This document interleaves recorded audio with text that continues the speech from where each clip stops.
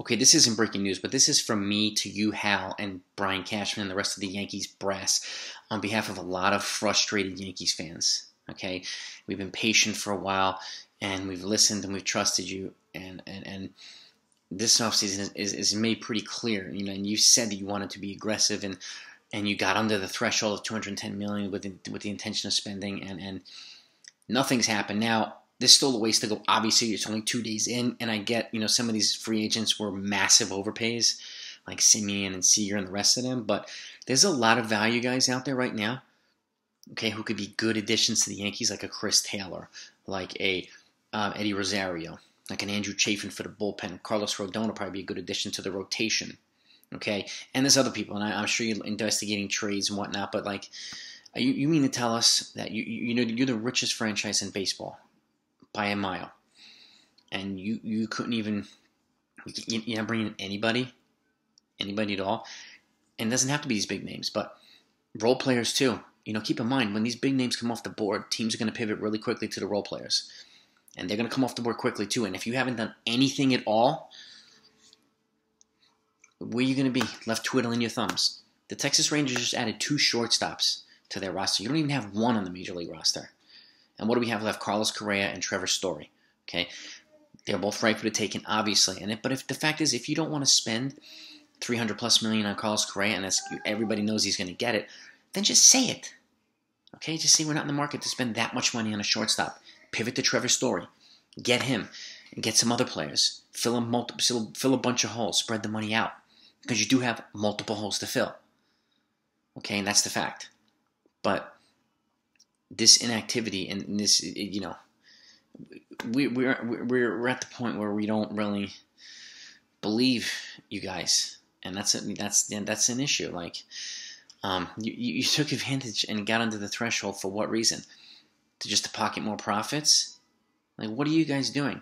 You know you have so many holes to fill, and there's only so many players that could fill them, and you know you're not going to get them all filled via trades. You're already getting beaten in the trade market by the Marlins for Jacob Stallings. Okay. What are you guys gonna do? What's going on here?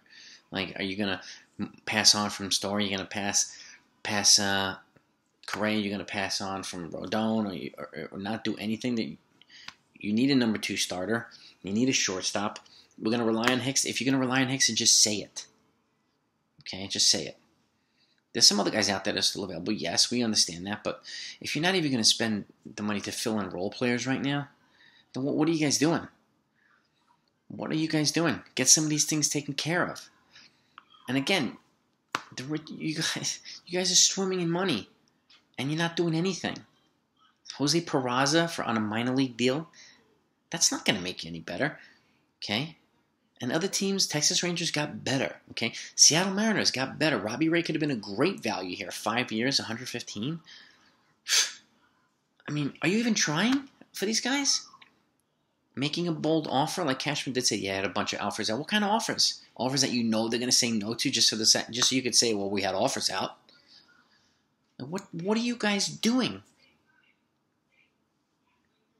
What's the plan?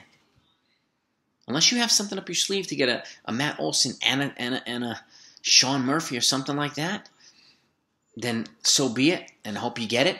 But if you don't, what are you going to do? And I've already said this, every day that goes by, you don't get this Matt Olson trade done, he's probably 1 day closer to the Red Sox and the Rays. I think Carlos Correa might be 1 day closer to a team like the Red Sox. Like, what happens with that? You know, what do you do when that happens? If Trevor Story goes to the Blue Jays? You know, just because the Blue Jays got weaker this week doesn't mean the Yankees got stronger. And I've said that repeatedly recently. Keep that in mind. You guys have not gotten better. So what is the plan here? This was the offseason to get better and to set yourselves up short-term and long-term, especially when you have payroll just dropping significantly over the next 5 years.